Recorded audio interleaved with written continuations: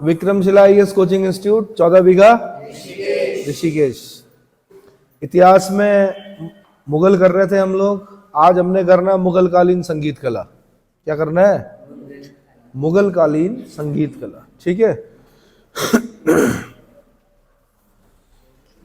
भाई, इस्लाम में आपको पता है संगीत वर्जित है, संगीत मना है, मना है। लेकिन फिर भी क्या किया, बाबर और हुमायूं ने संगीत को प्रोत्साहन दिया। किसको? बाबर और हुमायूं ने संगीत को प्रोत्साहन दिया, किंतु यह अकबर के काल में अपने शिखर पर पहुंच गई। यार, जिसके दरबार में तानसेन बैठता हो, कौन बैठता हो? रानी रूपमती जैसी गायिकाएं हो, तो समझ लो आप, है ना। तो अकबर के काल में अपने शिखर पर पहुंच गया। इतना समझ में आ गया? तानसेन तो पता है ना आपको, कौन तानसेन? तानसेन कौन? रामतनु पांडे। और पांडे जी का मकबरा कहाँ है? भाई, पांडे जी का मकबरा ऐसे कैसे? क्योंकि इस्लाम कबूल कर लिया था किसने? तानसेन ने। और उसका मकबरा कहाँ है? ग्वालियर में है। तानसेन के गुरु का नाम, तानसेन के गुरुजी का नाम क्या था? स्वामी हरिदास जी। क्या नाम था? मन तड़पत हरि दर्शन को आज। सुना है? तो यहां पे जो मन तड़पत हरि दर्शन को आज में हरि है, वो भगवान नहीं है, वो कौन है? गुरुजी है। किसके? तानसेन के। अब सुन लो, हरिदास जी के दो शिष्य थे। कौन कौन? एक था बैजू बावरा, एक था तानसेन। सचिन तेंदुलकर के गुरुजी का नाम बताएं। सचिन तेंदुलकर के गुरुजी का नाम क्या था?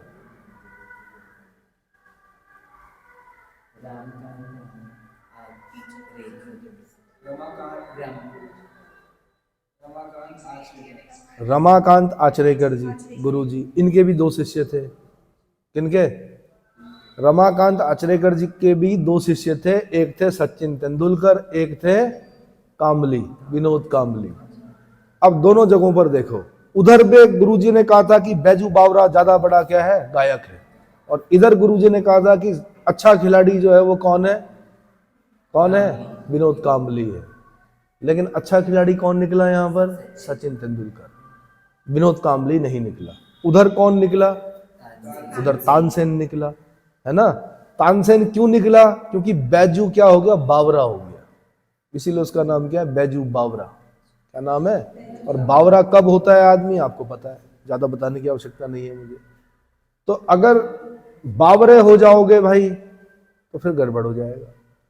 तो बैजू बावरा भिखारियों जैसा जीवन व्यतीत करना पड़ा। किसको? बैजू बावरा को। इधर विनोद कामली बहुत अच्छा खिलाड़ी था, लेकिन कुछ क्या होता है, मैंने कहा नहीं कि सफलताएं हर किसी को क्या नहीं होती है, सूट नहीं होती हैं, उसको संभालनी नहीं आती हैं। इधर सचिन तेंदुलकर अपना खेलते रहे, उन्होंने बहुत नाम कमाया। विनोद कामली उतने अच्छे क्रिकेटर नहीं बन पाए और दुनिया उन्हें भूल भी गई। यानी आप बच्चे नहीं जानते होंगे कि विनोद कामली कौन थे, नहीं जानते हो? ठीक, कभी देखना, है ना, तो अपना आप पता चल जाएगा। तो मैं ये बताना चाह रहा हूँ भाई, यहाँ से क्वेश्चन बनाया कि गुरुजी कौन थे, तो हरिदास जी थे। कौन? हरिदास जी थे। और अगर पूछेगा, एक क्वेश्चन और पूछता है कि तानसेन अकबर के दरबार में आने से पहले किसके दरबार में था संगीतकार? तो रीवा के रामचंद्र देव के, रीवा के राजा रामचंद्र देव के दरबार में था। इतना समझ में आ गया? तो भाई, इस्लाम में वैसे मना है संगीत, लेकिन बाबर हुमायूं ने संगीत को प्रोत्साहन दिया। अकबर ने भी क्या किया? अकबर के काल में वो अपने शिखर पर पहुंच गया संगीत। तो अकबर से ही चलते हैं। अबुल फजल ने कहा है कि अकबर के दरबार में 36 गायकों को राजश्रेय प्राप्त था। कितने? 36 गायकों को राजश्रेय प्राप्त था, किंतु उनमें सर्वाधिक प्रसिद्ध तानसेन एवं बाज बहादुर थे। बाज बहादुर और उनकी पत्नी रानी रूपमती, इनको तो ये बोला जाता कि इन्होंने अपनी राजधानी भी क्या सारंगपुर रखी थी, सारंगी के नाम पर। इतने शौकीन थे किसके? संगीत के। ठीक है, तो रानी रूपमती और बाज बहादुर, मालवा का था ये राजा। कहाँ का था? मालवा का राजा था। इतना समझ में आ गया? अकबर स्वयं ही बहुत अच्छा नक्कारा बजाता था। क्या बजाता था? नक्कारा मतलब नगाड़ा, नगाड़ा या नक्कारा, है ना। नक्कार खाने में तूती की आवाज, सुना है आपने? हिंदी में पढ़ते होंगे। नक्कार खाने में तूती की आवाज का क्या अर्थ होता है? नक्कार खाने में तूती की आवाज सुना है? अरे लोकोक्तियां मुहावरे जब आप पढ़ते हो तो वहां पे आता है इसका मतलब। अर्थात नक्कार खाने में तूती की आवाज। तो अब याद रहेगा आपको कि नक्कारा बजाता था, नगाड़ा बजाता। जब नगाड़े बज रहे हो ना तो तूती कौन सुनेगा भाई? हाँ, बड़े लोगों के बीच में छोटे लोगों की बात नहीं सुनी जाती है ना? तो नक्कारा बज रहा है, इतनी तेज आवाज होती है, उसके बीच में एक तूती बजा रहा है व्यक्ति, उसको कौन सुनेगा? तो अब याद रहेगा आपको कि नक्कारा बजाता था कौन? अकबर। इतना समझ में आ गया? ठीक है। तानसेन अकबर के नवरत्नों में से एक था। अकबर ने रीवा के राजा रामचंद्र से प्राप्त किया था। किसको? तानसेन को। ठीक है। अकबर ने तानसेन को कंठाभरण वाणी विलास, ये उत्तर प्रदेश पीछे सा क्वेश्चन रहा है, कंठाभरण वाणी विलास, कंठाभरण वाणी विलास की उपाधि प्रदान की थी अकबर ने तानसेन को। तानसेन के बारे में अबुल फजल ने कहा है कि तानसेन के समान गायक पिछले हजारों वर्षों में भारत में नहीं हुआ है। क्या नहीं हुआ है? पिछले हजारों सालों में भारत में ऐसा नहीं हुआ है गायक। अकबर के समय ध्रुपद गायन की 4 शैलियां प्रचलित थी। ध्रुपद गायन, आपने अभी राग भी पढ़ने हैं, यूपीएससी वालों को तो सब पढ़ने पड़ेंगे, राग भी पढ़ने पड़ेंगे, है ना? मालकोश पढ़ना पड़ेगा, शिवरंजनी पढ़ना पड़ेगा, किस पहर में गाया जाता है, क्या क्या होता है, वो सब पढ़ने हैं। ठीक है। तो फिलहाल मैं बोल रहा हूँ कि राग ध्रुपद भी एक राग होता है। क्या होता है? उसके गायन शैली को देखना है आपने कि किस समय गाया जाता है ना? प्रथम प्रहर में गाया जाता है कि द्वितीय प्रहर में गाया जाता है, रात्रि में गाया जाता है कि प्रातःकालीन गाया जाता है। ठीक। कई बार तो इंटरव्यू में पूछा है क्या कि ये किस राग पर है, ये गाना पूछ लेते हैं कई बार। बुजुर्ग जब बैठे होते हैं ना, अगर कोई संगीत का क्या है अच्छा जानकार है तो आपसे पूछ सकता है। ठीक है। तो ध्रुपद गायन की 4 शैलियां प्रचलित थी। नुहारवाणी, खंडारवाणी, गोवरहारी, या इसको क्या बोलते हैं, गौरारी वाणी, और डांगुर वाणी। ये होते हैं यूपीएससी के क्वेश्चन। किसके होते हैं? यूपीएससी पूछती है कि अकबर के समय ध्रुपद गायन की 4 शैलियां कौन सी थी। तो एक नुहार वाणी हो गया, एक हो गया खंडार वाणी, एक हो गया गौरारी वाणी। गौरारी वाणी को ही गोवरहारी भी बोला जाता है। क्या बोला जाता है? तो गौरारी वाणी, और एक हो गया डागुर वाणी। इतना समझ में आ गया? कालांतर में क्या हुआ? ध्रुपद का स्थान ख्याल गायकी, ख्याल गायन शैली ने ले लिया। किसने ले लिया? ख्याल गायकी। ख्याल गायकी क्या होती है भाई? नहीं, गायन शैली होती है, पर कहां पे सुना आपने? कहां पे सुना? तो कभी आप सुनना, मेहदी हसन सुना है आपने? मेहदी हसन गजलें सुनते हैं? मेहदी हसन सुना है? मेहदी हसन, उस्ताद मेहदी हसन, क्या सुना है? पहले वो बहुत लंबे समय तक एक आ करके करते हैं, अलाप जो होता है वो आपका किस में आ गया? ख्याल गायकी में आ गया। तब शुरू करेंगे वो, क्या करेंगे? तब गाना शुरू करेंगे वो कि एक बस तू ही नहीं मुझसे खफा हो बैठा, मैंने जो संग तलाशा वो खुदा हो बैठा। क्या हो बैठा? एक बस तू ही नहीं मुझसे खफा हो बैठा, मैंने जो संग तलाशा वो खुदा हो बैठा। अब आगे भी बताता मैं, लेकिन आगे बढ़ते हैं। तो ख्याल गायन शैली ने ले लिया किसका स्थान? ध्रुपद का स्थान। ठीक है। अकबर के समय के प्रसिद्ध संगीतज्ञ जो थे, बाज बहादुर थे, मालवा के शासक थे। कहाँ के? इनकी पत्नी का नाम रानी रूपमती था। अकबर ने 2000 का मनसबदार बनाया किसको? बाज बहादुर को। किसको? बाज बहादुर को। ठीक है। अबुल फजल ने उसके बारे में लिखा कि वह संगीत विज्ञान एवं हिंदी गीतों में अपने समय का सर्वश्रेष्ठ व्यक्ति है। कौन? बाज बहादुर। ठीक है। लेकिन 2000 का मनसब मिला खाली। चलो, अकबर के काल के प्रमुख संगीतज्ञ कौन कौन थे भाई? तानसेन थे, बाज बहादुर थे, बैज बख्श था, बैज बख्श, गोपाल था, हरिदास था। ये हरिदास जो है ये गुरु भी है किसके? तानसेन के। पुरानी पिक्चर देखना, उसमें रफ़ी का एक गाना है, मन तड़फत हरि दर्शन को आज। उसमें देखना कि बैजू बावरा और तानसेन दोनों क्या है? शिष्य हैं। तो तानसेन गाता है इस गाने को कि मन तड़फत हरि दर्शन को आज। तो हरि कौन? हरिदास जी कौन? गुरु जी, है ना? गुरु जी बीमार होते हैं तो अपने पैरों पे चल के बाहर आते हैं। किसको सुनने? तानसेन को सुनने। तो ये भाई होता है संगीत में, ऐसा क्या होता है, कुछ पंक्तियां ऐसी होती हैं जो आपका जीवन परिवर्तित कर सकती हैं, ठीक है, अगर उसे ढंग से क्या किया जाए, प्रस्तुत किया जाए। रामदास जी थे भाई, हरिदास जी के बाद कौन थे, रामदास जी थे, सुजान खां थे, मियाँ चांद थे, मियाँ लाल थे, बैजू बावरा था। कौन था, बैजू बावरा था। दरबार से संबंधित नहीं था बैजू बावरा, लेकिन गाता था, बावरा हो गया था, है ना, पर गाता था, अच्छा गाता था, और तानसेन से अच्छा गाता था, ठीक है। उसके बाद जहांगीर भाई, जहांगीर के काल में प्रमुख संगीतज्ञों में तानसेन का पुत्र बिलास खां। अब तानसेन के पुत्र बिलास खां को याद करना है आपने। बिलास खां किसके समय का प्रमुख संगीतकार था, आंसर जहांगीर के समय का। फिर छतर खां था, एक था मक्खू, कौन, मक्खू, अच्छा नाम है, नहीं, मक्खू। हमजान, और एक था हमजान। हमजान से क्वेश्चन बन सकता है, बिलास खां से क्वेश्चन बन सकता है, अगर हो सकता है तो चारों याद कर लीजिए, बिलास खां, छतर खां, मक्खू और हमजान। ये किसके समय के संगीतकार हैं, जहांगीर के समय के। जहांगीर ने एक गजल गायक शौकी को आनंद खां की उपाधि दी थी। ये बहुत पुराना क्वेश्चन है, उत्तर प्रदेश वालों ने पूछा कि आनंद खां की उपाधि किसको दी, आंसर गजल गायक था एक शौकी, क्या, शौकी। यार मुझे याद आ रहा है एक क्वेश्चन कभी आईएएस में बना था, मियाँ की टोडी, मियाँ की मल्हार, मियाँ की सारंग, दरबारी कान्हड़ा, सुना है आपने? ये तानसेन के राग, किसके राग हैं ये, जरा देखना, मियाँ की टोडी, मियाँ की मल्हार, मियाँ की सारंग और दरबारी कान्हड़ा, ये चार राग है ना, मियाँ की टोडी, मियाँ की मल्हार, मियाँ की सारंग, दरबारी कान्हड़ा। ये क्वेश्चन देखना किस में आया था, अरे तान है, क्या लिखा हुआ,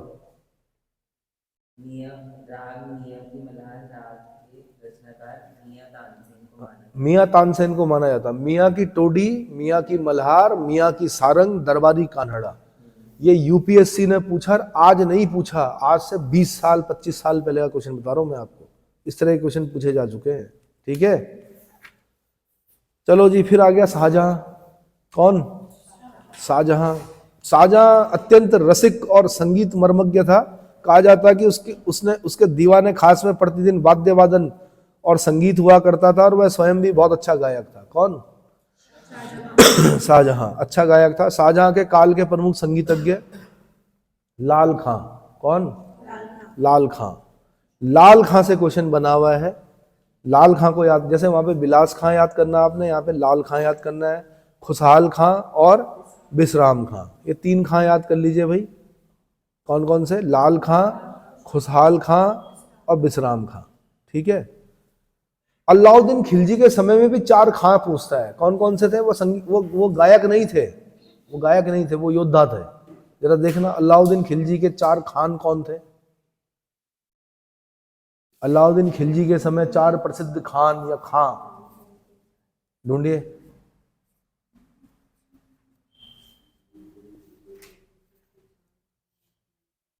मिला? तो फिलहाल मैं आगे बता रहा हूं कि शाहजहां ने लाल खां, किसको, लाल खां को गुण समुद्र की उपाधि दी थी। किसकी उपाधि दी थी, यह क्वेश्चन बना हुआ यूपी में, और हो सकता है यूपीएससी ने भी कभी क्वेश्चन बनाया। गुण समुद्र की उपाधि, गुण समुद्र या गुण समुद्र की उपाधि शाहजहां ने किसको दी, आंसर लाल खां को। और लाल खां जो था वो बिलास खां का क्या था, दामाद था। और बिलास खां कौन था, तानसेन का पुत्र। अब खां लग गया इनके आगे, रामतनु पांडे, तानसेन, पांडे जी के बेटे क्या हो गए, खां, बिलास खां। अब बिलास खां का दामाद कौन हो गया, बिलास खां का दामाद हो गया लाल खां, ठीक है। और लाल खां को दे दी क्या, गुण समुद्र की उपाधि। किसने, खुर्रम ने। किसने, शाहजहां ने। जब आप बोलेंगे खुर्रम, मैं बोलूंगा शाहजहां, जब आप बोलेंगे शाहजहां, मैं बोलूंगा खुर्रम, ठीक है। शाहजहां की संगीत प्रियता का प्रमाण इस बात से होता है कि वह एक बार उसके दरबारी गायक खुशहाल खां और विश्राम खां ने शाहजहां को टोडी राग गाकर ऐसे मंत्रमुग्ध कर दिया कि उसने मुर्शीद कुली खां और औरंगजेब के साथ दक्षिण भेजने का, उसने मुर्शीद कुली खां को औरंगजेब के साथ दक्षिण भेजने का आज्ञा पत्र पर बिना पढ़े हस्ताक्षर कर दिए, ठीक है। यद्यपि बाद में दंड स्वरूप दोनों को दरबार के आनुवंशिक अधिकार से वंचित कर दिया। इतना मंत्रमुग्ध हो गया कि मुर्शीद कुली खां को भेजना था कहाँ, औरंगजेब के साथ दक्षिण, साइन कर दिए बिना पढ़े। बाद में याद आया होगा उसे कि यार ये तो गड़बड़ हो गया, तो बाद में दंडित किया उसने। किसको? दोनों को। किनको? खुशहाल खां को भी और विश्राम खां को, क्योंकि वो टोडी राग गा रहे थे। मैंने बोला नहीं, मियाँ की टोडी, मियाँ की मलार, मियाँ की सारंग, दरबारी कानड़ा, ये क्वेश्चन है यूपीएससी का। चलो, उसके बाद भाई औरंगजेब, आपको पता ही है, औरंगजेब इस्लाम के नियमों पर चलता था। औरंगजेब ने संगीत को इस्लाम विरोधी मानकर पाबंदी लगा दी, ठीक है। किंतु उसी के काल में फारसी भाषा में भारतीय शास्त्रीय संगीत पर सर्वाधिक पुस्तकें लिखी गई। कमाल की बात है, उसने प्रतिबंध लगा दिया, लेकिन सबसे ज्यादा भारतीय शास्त्रीय संगीत पर सर्वाधिक पुस्तकें किसके समय लिखी गई? आंसर औरंगजेब के समय लिखी गई। औरंगजेब के काल में संगीत पर पाबंदी होने के कारण एक बार क्या हुआ कि जब संगीत प्रेमियों ने तबले तानपुरे का जनाजा निकाला, मतलब एक जनाजा सा बनाया और क्या किया, उसका जनाजा निकाला, तो झरोके पे आया कौन? औरंगजेब, और पूछा उसने कि भाई ये रो क्यों रहे हो तुम लोग, किसका जनाजा जा रहा है? तो उन्होंने कहा महाराज बादशाह किसका जनाजा? संगीत का जनाजा है। तो उसने कहा कि इसकी कब्र इतनी गहरी दफनाना ताकि आवाज आसानी से बाहर ना निकल सके। क्या? इसकी कब्र इतनी गहरी दफनाना कि आवाज आसानी से बाहर ना निकल सके। लेकिन मैंने आपको बताया था एक बार कि इतिहास में दो वीणा वादक पढ़ते हैं हम, एक थे समुद्रगुप्त और एक है औरंगजेब। अच्छा वीणा वादक कौन था? मुगल बादशाह औरंगजेब। अच्छा शहनाई वादक कौन था? आंसर शाहजहां। शहनाई वादक कौन था? शाहजहां था, ठीक है। औरंगजेब एक स्वयं कुशल वीणा वादक था। उसी के काल में फकीरुल्लाह ने मान कौतूहल का अनुवाद राग दर्पण नाम से करके औरंगजेब को अर्पित किया। अब क्वेश्चन पूछेगा वो आपसे, मान कौतूहल का अनुवाद राग दर्पण नाम से किसने किया? आंसर फकीरुल्लाह ने किया। और फकीरुल्लाह किसके समय है? औरंगजेब के समय है। और उसने औरंगजेब को एक ग्रंथ राग दर्पण क्या किया? अर्पित किया। औरंगजेब के काल के प्रमुख संगीतज्ञ कौन थे? रसबैन खां थे, सुकी सेन थे, कलावंत, हयात, सरसनैन और किरपा। तो रसबैन खां का नाम याद कर लेना भाई, ज्यादा तो इन्हें काम नहीं मिला, लेकिन फिर भी रसबैन खां, सुकी सेन, है ना, कलावंत, हयात सरसनैन और किरपा। मिर्जा रोशन जमीर ने अहोवल के संगीत परिजात का अनुवाद औरंगजेब के राजश्रय में ही रहकर किया। किसने? मिर्जा रोशन जमीर ने अहोवल के संगीत परिजात का अनुवाद, महोवल के संगीत परिजात का अनुवाद औरंगजेब के राजश्रय में रहकर ही किया। राज आश्रय को ही राजश्रय कहा जाता है। इतना समझ में आ गया। शाकी मुस्तईद खां सुना है, जिसने मासिर आलमगिरी लिखी, जिसको जदुनाथ सरकार ने मुगल साम्राज्य का गजेटियर कहा। अरे इसे ही कहा गजेटियर, मुगल साम्राज्य का गजेटियर। बताओ। साकी, हाँ, मासिर आलमगिरी को जदुनाथ सरकार ने मुगल साम्राज्य का गजेटियर कहा। तो वही साकी मुस्तईद खां ने मासिर आलमगिरी में लिखा है कि औरंगजेब ने प्रसिद्ध मिर्जा मुकर्रर खां सफावी के प्रश्नों का उत्तर देते हुए कहा था, संगीत तो मुबह है। ये क्वेश्चन बनेगा भाई ऐसा ना, संगीत मुबह है। मुबह मतलब ना तो अच्छा है ना ही बुरा है। संगीत ना तो क्या अच्छा है और ना बुरा है। किसका जवाब देते हुए कहा? मिर्जा मुकर्रर खां सफावी। जब मिर्जा मुकर्रर खां सफावी ने पूछा होगा ना, बादशाह औरंगजेब संगीत के बारे में आपकी क्या राय है, उसने कहा संगीत तो मुबह है। क्या है? ना अच्छा है ना बुरा है। ठीक है भाई। औरंगजेब आगे फिर कहता है कि मैं संगीत को उस साज के बिना नहीं सुन सकता और उस पर पाबंदी है, इसलिए मैंने गाना भी छोड़ दिया। मैं संगीत को पखावज के बिना नहीं सुन सकता। किसके बिना? पखावज के बिना नहीं सुन सकता, क्योंकि उस पर पाबंदी है, इसलिए मैंने गाना ही छोड़ दिया। अब पखावज क्या? सबसे भयंकर जो सुर आते हैं वो किसमें आते हैं? पखावज में। भगवान शिव के ढोल को कहा जाता है पखावज। आपने भगवान शिव का डमरू देखा होगा, ढोल नहीं देखा होगा। भगवान शिव का जो ढोल है, सबसे ज्यादा आवाज जो आती है वो पखावज पर आती है। आटा लगाकर उस पर बजाया जाता है उसको, पखावज को। समझ में आया? अब क्योंकि इस्लाम में पखावज तो बजा नहीं सकते, इसलिए औरंगजेब ने कहा मैंने गाना भी क्या कर दिया? छोड़ दिया। समझ में आया? यूट्यूब पे सुन लेना पखावज की आवाज कैसी आती है। अभी मत सुनो भाई, तुरंत मत किया करो। कोई ऑर्डर थोड़े करना है कि तुरंत मंगाना है कि। मुगल काल में संगीत का सर्वाधिक महत्वपूर्ण विकास 18वीं शताब्दी में मुगल बादशाह मोहम्मद शाह के समय में हुआ। किसके समय में? मोहम्मद शाह। रंगीला नाम जिसका, किसका नाम? मोहम्मद शाह का नाम जो है रंगीला। किसने रखा? जनता ने। किसने रखा? जनता बड़ी दुष्ट होती है भाई, तुरंत नाम रखती है। जैसे फर्रुखशियर का नाम रखा धूर्त कायर। क्या नाम रखा?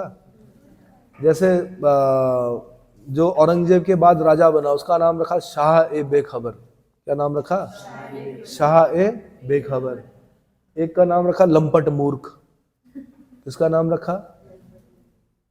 एक था फर्रुखशियर, एक था लेटर मुगल में किसका नाम लंपट मूर्ख था? ढूंढो। देखो भाई, जो मुअज्जम था वो तो 60 के बाद बना राजा, तो उसको जनता ने कहा शाह ए बेखबर। एक था फर्रुखशियर, फर्रुखशियर को कहा धूर्त कायर है कि क्या है। एक को बोला लंपट मूर्ख, एक को कहा रंगीला।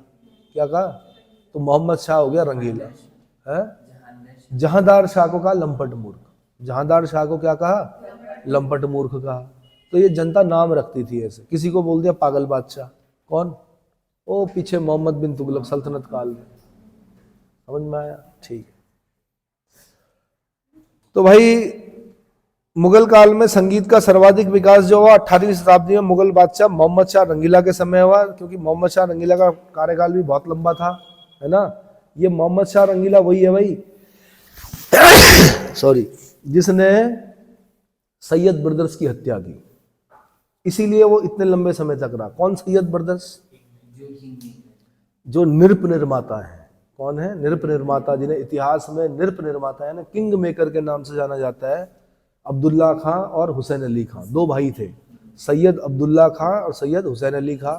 इन्होंने लेटर मुगल्स में कई राजाओं को गद्दी पर बिठाया, कई राजाओं को गद्दी से उतारा। मोहम्मद शाह रंगीला समझ गया कि अगर मुझे शासन करना है तो सबसे पहले इन दो भाइयों को ठिकाने लगाना पड़ेगा। तो सैयद अब्दुल्ला खां और सैयद हुसैन अली खां दोनों की हत्या करवाई। किसने? मोहम्मद शाह रंगीला ने। इतना समझ में आ गया। ये मोहम्मद शाह रंगीला वही है जिसके बारे में पूछा गया कि तख्त ताउस पर बैठने वाला अंतिम मुगल बादशाह कौन था? तख्त ताउस। कौन तख्त ताउस? कौन तख्त ताउस? अरे वो तख्त ताउस जिसको शाहजहां ने बनवाया था, जिसपे कोहिनूर हीरा लगा हुआ था, कई लाख कई करोड़ रुपए का बना था वो तख्त ताउस। यानी अपने बैठने के लिए शाहजहां ने क्या किया? तख्त ताउस बनवाया। क्या बनवाया? तख्त ताउस बनवाया। तो उस पर कई मुगल सम्राट बैठते रहे, कोहिनूर हीरा लगा हुआ था उसमें, है ना। कोहिनूर ने किसी को चैन से जीने नहीं दिया। लास्ट में कौन? नादिर शाह का आक्रमण हुआ। किसके समय में? मोहम्मद शाह रंगीला के समय में। तो अंतिम मुगल बादशाह जो है उस गद्दी, उस तख्त ताउस पर बैठा, वो कौन था? मोहम्मद शाह रंगीला। क्योंकि इसके बाद उसको नादिर शाह अपने साथ ईरान ले गया। नादिर शाह को ईरान का नेपोलियन भी कहते हैं। क्या कहते हैं? ठीक है। और आपको ये भी बता दूं कि दिल्ली का जो कत्लेआम था ना, नादिर शाह ने किया था, वो इतिहास में प्रसिद्ध है। इतना रक्त बहाया किसने? नादिर शाह ने। दिल्ली की सड़कों पर सबको मारा उसने। क्या किया? और इसको बुलाने वाला कौन था? इसको बुलाने वाला था अवध का सूबेदार। कौन? सादत खां बुरहानुल मुल्क। किसने बुलाया था इसको? सादत खां बुरहानुल मुल्क ने बुलाया था। उसने कहा था मैं तुम्हें 20 करोड़ रुपए दूंगा, नादिर शाह तुम दिल्ली पर आक्रमण करो और क्या करो? दिल्ली को कैप्चर करो, और फिर बाद में हो सकता है कि मैं 20 करोड़ दूंगा, फिर दिल्ली मुझे मिल जाएगी। अब नादिर शाह ने आक्रमण कर दिया और इसके पास पैसे थे नहीं। किसके पास? सादत खां बुरहानुल मुल्क के पास। तो नादिर शाह ने कहा भाई हत्या होगी अब तुम्हारी, और ऐसी वैसी नहीं होगी, इतिहास देखेगा उस हत्या को। तो डर के मारे आत्महत्या कर ली। किसने? सादत खां बुरहानुल मुल्क। इतना समझ में आ गया। तो अंतिम मुगल बादशाह जो तख्त ताउस पर बैठा वो कौन था? मोहम्मद शाह रंगीला। तो भाई उसके दरबार में नेमत खां, सदारंग तथा उसके भतीजे अदारंग ने संगीत के विकास में पराकाष्ठा पर पहुंचा दिया। नाम ही जिनका अदारंग, सदारंग, है ना, और नेमत खां।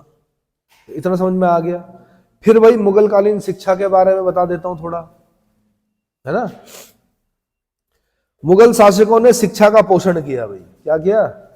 शिक्षा का पोषण किया, लेकिन ये नहीं पढ़ाया physics chemistry math zoology botany chemistry, ये नहीं पढ़ाया।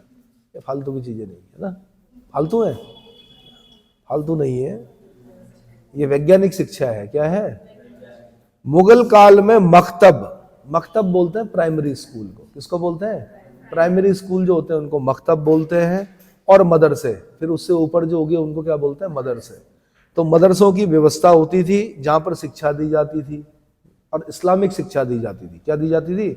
इस्लामिक शिक्षा दी जाती थी। बाबर के समय में एक विभाग सूरत आम होता था जो स्कूल और कॉलेजों की व्यवस्था करता था।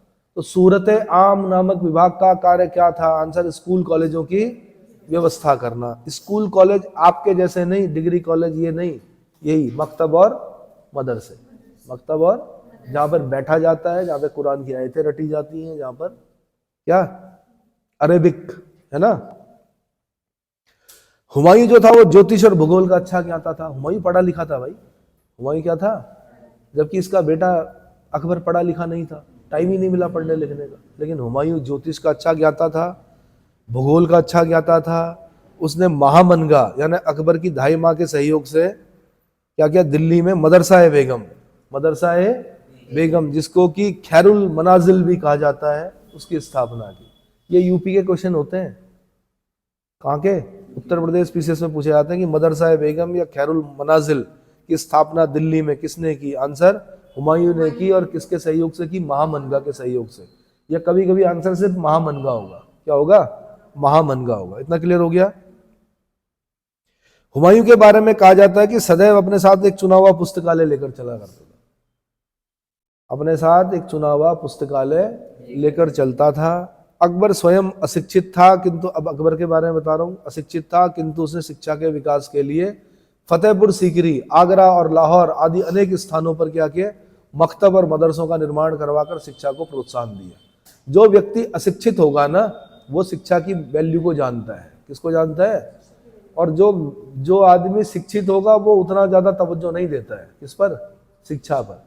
लेकिन जो अशिक्षित होगा वो कितना भी अरबपति खरबपति हो, लेकिन उसके अंदर एक हीन भावना होगी कि मैं अशिक्षित हूँ। क्या हूँ?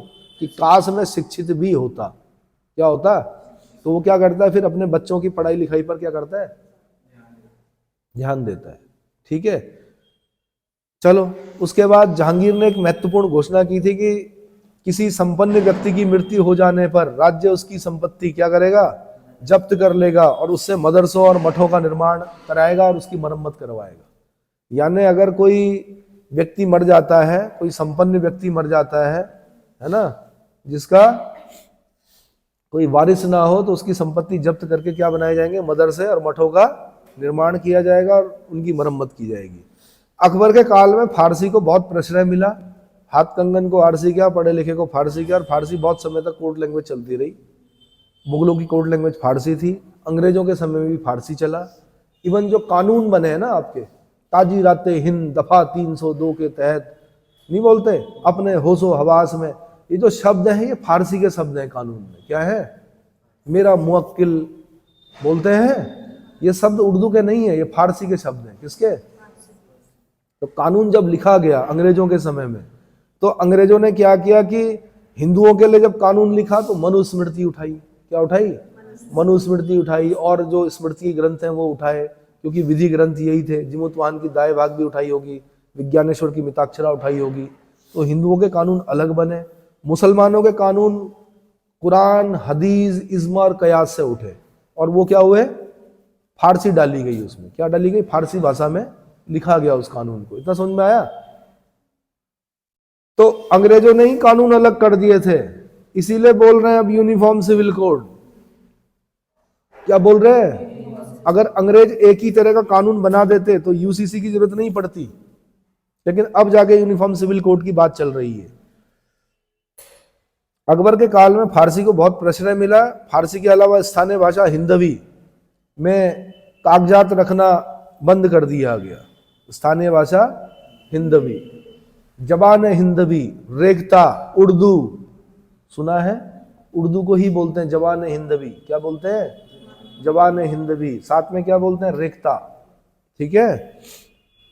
शाहजहां ने दिल्ली में एक नए कॉलेज का निर्माण कराया, इसको बोलते हैं दारुल बरका। क्या बोलते हैं, दारुल बरका नामक कॉलेज की मरम्मत भी करवाई, दारुल बरका नामक कॉलेज की मरम्मत करवाई। मुगल राज परिवार का सर्वाधिक विद्वान शहजादा कौन था? दारा शिकोह था, हमेशा विद्वानों और संतों का आदर करता था। उसकी बड़ी बहन जहांरा भी एक विद्वान थी और विद्वानों का आदर करने वाली महिला थी, और दोनों ही कादरी सिलसिले से थे। सूफी सूफी सिलसिले किससे थे? कादरी सिलसिले से थे। ठीक है। औरंगजेब के समय में मकतबों एवं मदरसों को सहायता दी जाती थी, किंतु उसने हिंदू पाठशालाओं को बंद करवाने के प्रयत्न किए। हिंदू पाठशालाएं मतलब जहां मंत्रोच्चारण वगैरह ये जब सब चीजें चलती हैं, उपनिषद वगैरह चलते हैं, इनको बंद करवाने का प्रयास किया। किसने? औरंगजेब ने। औरंगजेब की एक निर्वासित पुत्री थी जेबुनिशा, उसने दिल्ली में बैतुल उलूम, यहां से क्वेश्चन बनाया भाई, बैतुल उलूम, दिल्ली में बैतुल उलूम नामक स्कूल किसने खुलवाया? जेबुनिशा में। और दिल्ली में मदरसा ए बेगम या खैरुल मनाजिल किसने खुलवाया? महामन खान ने, हुमायूं के समय में। ठीक है। तो जेबुनिशा ने दिल्ली में बैतुल उलूम नामक एक स्कूल खुलवाया, जिसमें अभिजात वर्ग के साथ साथ मध्यम वर्ग के लोग भी पढ़ सकते थे। मकतबों एवं मदरसों में फारसी भाषा के माध्यम से शिक्षा दी जाती थी। कौन सी भाषा? फारसी भाषा। विभिन्न मदरसों में भिन्न भिन्न शिक्षा दी जाती थी। जैसे लखनऊ का फरंगी महल मदरसा न्याय की शिक्षा के लिए प्रसिद्ध था, तो सियालकोट का मदरसा व्याकरण की शिक्षा के लिए प्रसिद्ध था। इसके लिए व्याकरण की शिक्षा के लिए प्रसिद्ध था। जबकि मैंने कहा लखनऊ का फरंगी महल न्याय की शिक्षा के लिए प्रसिद्ध था। काजी निकलते थे ना यहाँ से, लखनऊ के फरंगी महल से ही निकलते थे काजी, काजी उल कुजात बनते थे। फिर वो क्या बनते थे? वैसे तो गढ़वाली में कुजात क्या करते हैं, गाली देते हैं कुजात, लेकिन उस समय बोलते थे काजी उल कुजात। क्या बोलते थे? काजी उल कुजात। ठीक है। अब भाई मुगल काल में विद्यार्थियों को 3 प्रकार की उपाधियां दी जाती थी। तर्क और दर्शन का विद्यार्थी क्या कहलाता था? फाजिल।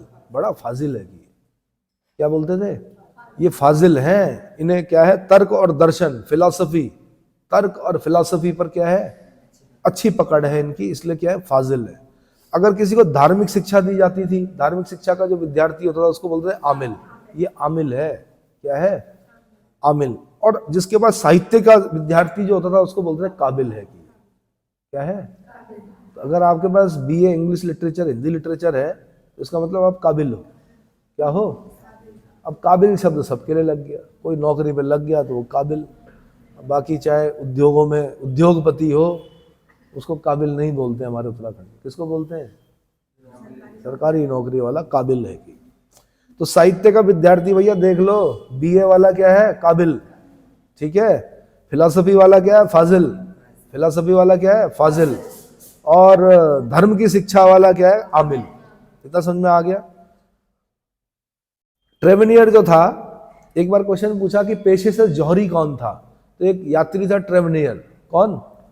ट्रेवनियर। ट्रेवनियर ने शिक्षा के क्षेत्र में बनारस की बहुत प्रशंसा की है, और ये सच बात है भाई। काशी, क्या? बनारस, जहां का हर पत्थर पारस, वो शहर है बनारस। क्या है? बनारस के बारे में कहा जाता है बिस्मिल्लाह की सहनाई, और बड़े बड़े विद्वान जो होते हैं वो बनारस में मिलते हैं। कहाँ मिलते हैं? चाहे वो संस्कृत के हों, चाहे वो अन्य भाषा भाषी। ठीक है। और लखनऊ के लिए बोलते हैं तहजीब। ये लखनऊ की सरजमी, ये लखनऊ की सरजमी। गाना सुनना है, एक रफ़ी का गाना है, किसी के हो गए अगर रहे उन्हीं के उम्र भर, ये लखनऊ की सरजमी। किस नदी के किनारे लखनऊ? आप मत बोलो, आप उत्तर प्रदेश से हो, मैं इनसे पूछना चाह रहा हूँ उत्तराखंड वालों से। आपको तो पता होगा, आप तो राजधानी रही है। गोमती नदी के किनारे है। क्या विशेषता है गोमती की? मेंडर बनाती है बहुत ज्यादा। मेंडर मतलब मोड़, बड़े टेढ़े मेढ़े मोड़ बनाती है, मेंडर बनाती है। ठीक है। उसके बाद भाई मुगल कालीन साहित्य कराना, मैंने समय बता दो, समय है? ठीक है। तो भाई मुगल कालीन साहित्य में अलग बनानी है।